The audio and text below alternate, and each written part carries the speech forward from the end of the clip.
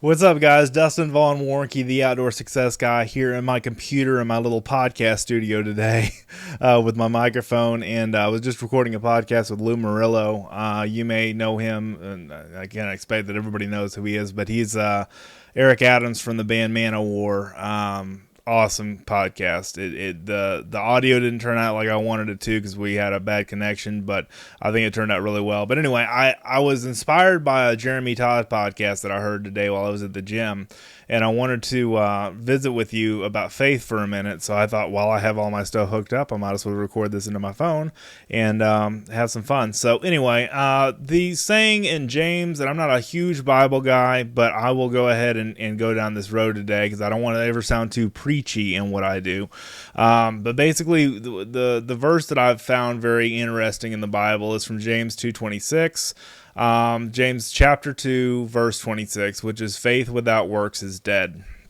And there's several different translations of that, but basically, what it's saying is that if you just have faith and you don't have any action behind it, that you're basically spinning your wheels if you don't take any action with your faith. You can't just sit in a field somewhere and pray to God that, things are going to get better. Although Jesus says, asking you shall receive and seeking you shall find.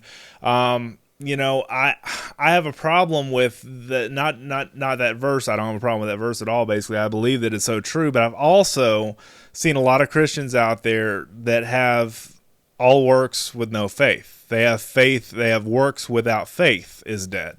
And to reverse that. And that's kind of my point of today's topic, is that no matter what you do, no matter who you are, no matter how rich or poor you are and everything like that, you can't just be saved, like Martin Luther says in my theology, since I'm Lutheran.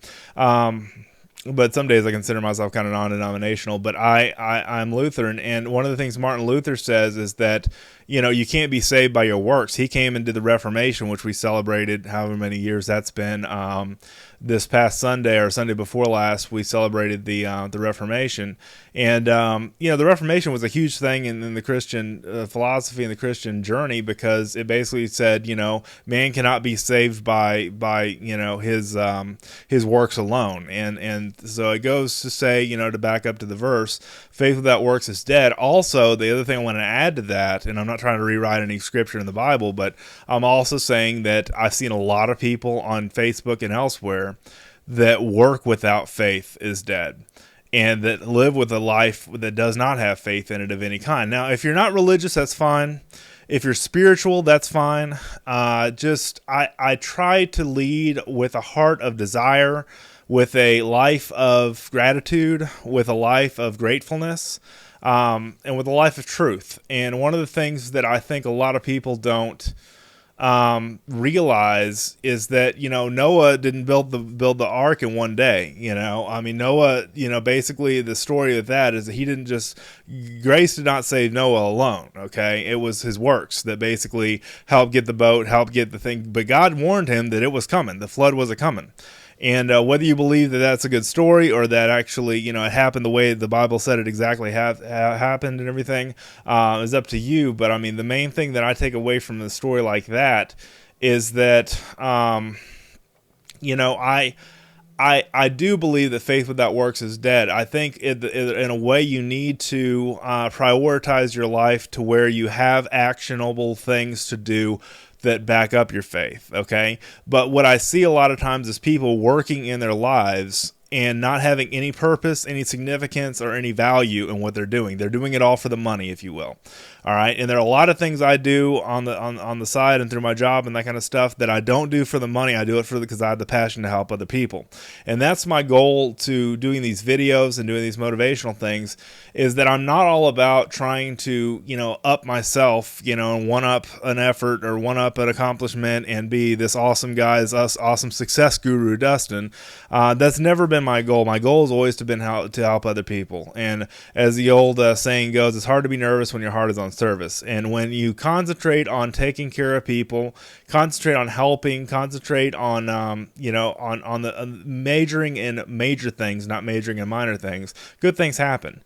And but I don't want anybody to take away from this that I think that the Bible's wrong about faith without works is dead. It's true. But what I don't want people to do is go through life without works in their faith, without faith in their works.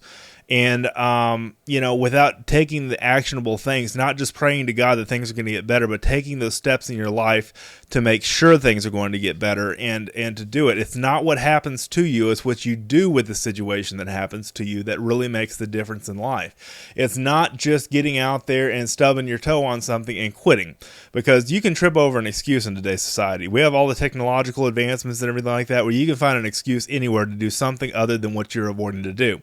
But what I'm saying is to go in the long haul of life.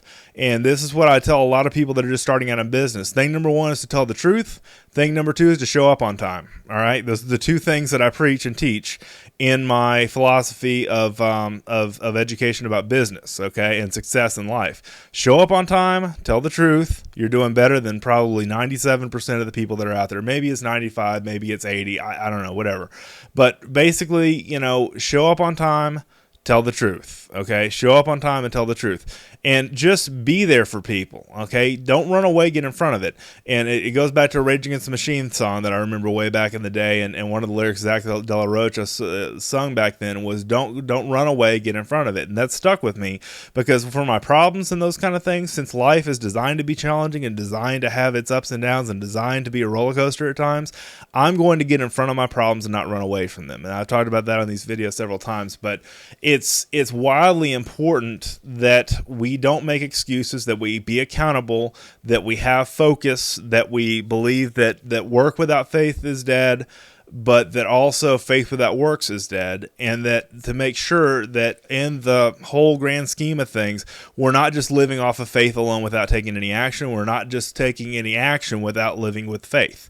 That's my whole point of this broadcast, is basically to say that no matter what you're going through, no matter where you are in life, the action's important, but the action with faith is important. The actionable faith is what I'm trying to say is important. And if that confuses you, then what I really mean to say is don't just take one or the other. All right. Don't just work without faith, and don't give faith without work.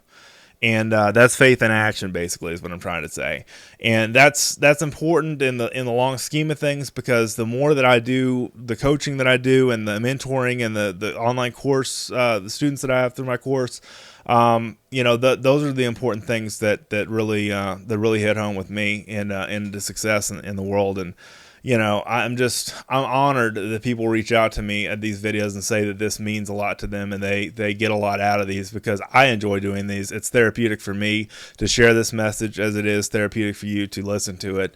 And I hope that it's a blessing. I hope that it's a blessing, that everything that I do is a blessing. I try to make everything a blessing, so that way, I think it all counts. It all matters.